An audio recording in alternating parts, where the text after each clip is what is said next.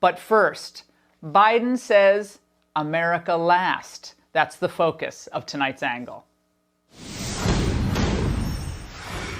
70% of Republicans feel like the presidential election was neither free nor fair, according to a new Morning Consult political poll. Now, of that group, 78% believe mass mail-in voting led to widespread fraud.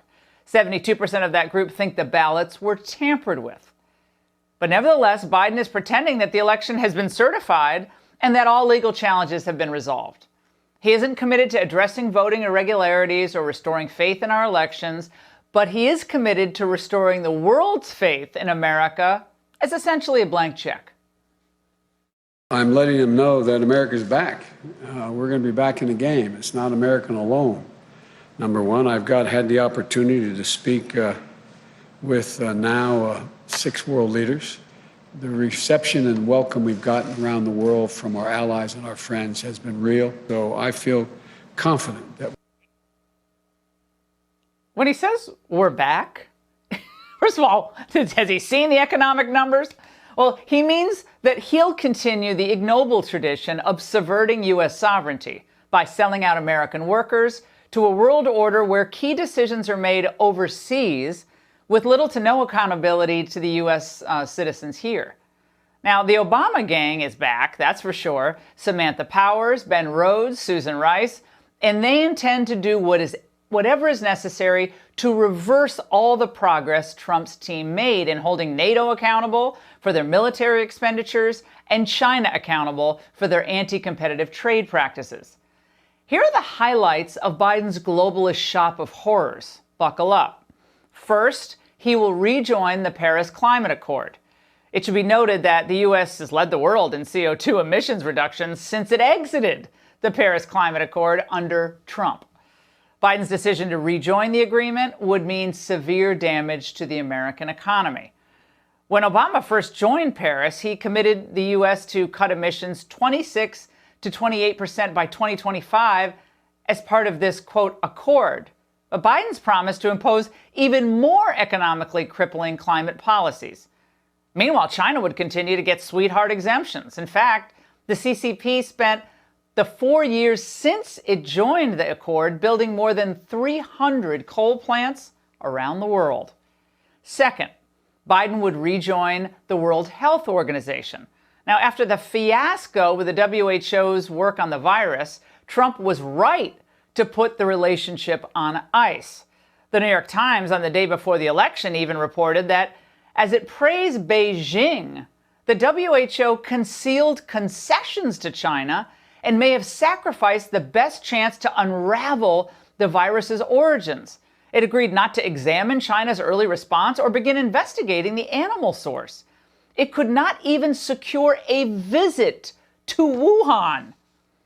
Yet Biden wants to put the U.S. taxpayers back on the hook for hundreds of millions of dollars to the WHO? Think about that. Third, he's going to re-enter the Iran deal. Now, the Iran deal was an absolute disaster, so of course Biden wants to re-enter it. It was supposed to prevent Iran from getting a nuclear weapon and improve our relationship with their terror-funding regime, but instead, it accomplished neither. The Iranians loved it, though, and why wouldn't they? We literally flew them planes loaded with cash, which they, in all likelihood, used to fund more terrorism. Fourth, Biden is also threatening to lift Trump's travel bans from jihadi hotspots around the world. So we'll not only send the mullahs more spending money, but we're going to let their agents into our cities? Biden should have called his foreign policy plan what it is. Blow up better. Fifth, allowing NATO to keep ripping us off. Now, are they now off the hook? Or will Biden just refund all the member countries the $130 billion Trump got them to pony up? My friends, Europe loves a compliant United States. So, of course, they love Clinton and Obama. Except for Thatcher and John Paul II, Europe didn't like Reagan because he didn't take orders from them. They've pretty much hated every Republican president for the past 50 years or so? Brussels loves weak U.S. presidents because it means international pressure will work, even if it means a lower standard of living for average Americans as a result. The EU is already salivating over what a Biden presidency means for the WTO, too. French Trade Minister Franck Riester is already making bold requests of Biden. The AP reports that Riester had another request of Biden to approve the appointment of Nigeria's former finance minister as the WTO's next director general. We know that today the United States is blocking her nomination, even though there is a large consensus among all the other states. The WTO is paralyzed. We need to give its strength back, he said. Well, of course, China is ecstatic about this as well, knowing that under Biden, it will be able to run the table on trade with no roadblocks, weak oversight, and no tariffs. After all, Biden spent his entire political career kowtowing to Beijing. A lot of people think that allowing China into the World Trade Organization, which you supported, extending most favored nation status to China, which you supported, allowed China to take advantage of the United States. You think in retrospect that you were naive about China? No. Here's the thing. In the context of that, we want China to grow. Well, Biden will be a weak president because he'll apologize for America. Our racism, our Second Amendment, our gas-guzzling vehicles, our violence. Is that what America thought it was getting by voting for him? Most probably didn't think much about foreign policy at all, which is unfortunate. In Trump, we have a president who will always put America's interests first, period. But Biden, like Obama before him, is embarrassed by the very idea of American exceptionalism. Remember, if you think America is systemically racist, how can America be exceptional?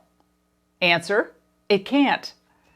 This lurch backward for America remains, it is just once again how important these Georgia Senate races are. We need the ability to hold hearings on all the globalist nonsense that they're going to be pulling, and where possible, threaten to gum up the funding of it. And just for the record, despite the president-elect backdrop and media shout-outs, the final state tallies are not yet in, and President Trump has yet to concede anything. What do you say to the Americans that are anxious over the fact that President Trump has yet to concede and what that might mean for the country? Well, I just think it's an embarrassment, quite frankly. How do you expect to work with Republicans if they won't even acknowledge you as president-elect? They will. Not if the final votes don't go your way or if widespread voter fraud is established, which will take time. And Team Biden's presidential posturing and daily COVID briefings won't do anything to hasten that timeline. And that's the angle.